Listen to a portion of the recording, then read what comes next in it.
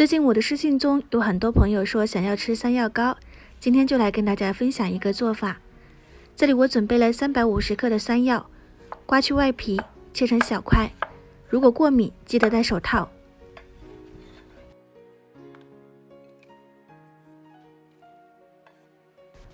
水开后放进去蒸10分钟。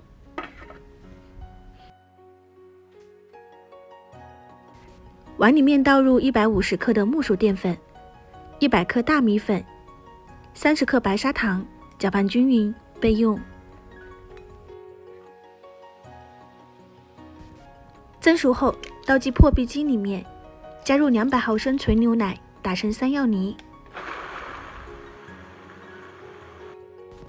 再用山药泥和面，一边倒一边搅拌。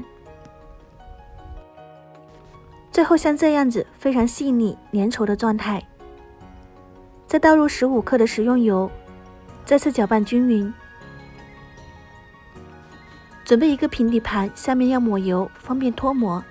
倒入面糊，撒上黑芝麻。锅里水开后，放进去，用盘子盖住，防止水滴落。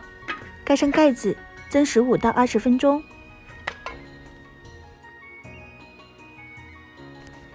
这样我们的山药糕就做好了，放冷后再进行脱模。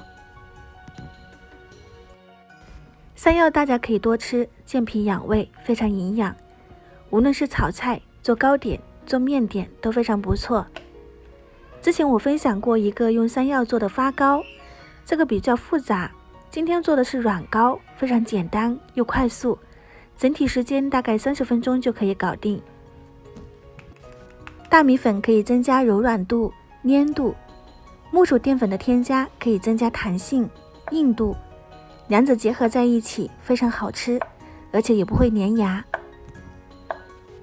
冷却后切成你想要的形状，这样我们的牛奶山药糕就做好了，细腻、柔软、有弹性，口感非常不错。如果是开早餐店、糕点店，大家可以试一下这一款，肯定非常受欢迎。里面是大米，更加容易消化。喜欢的可以收藏起来试一下哦。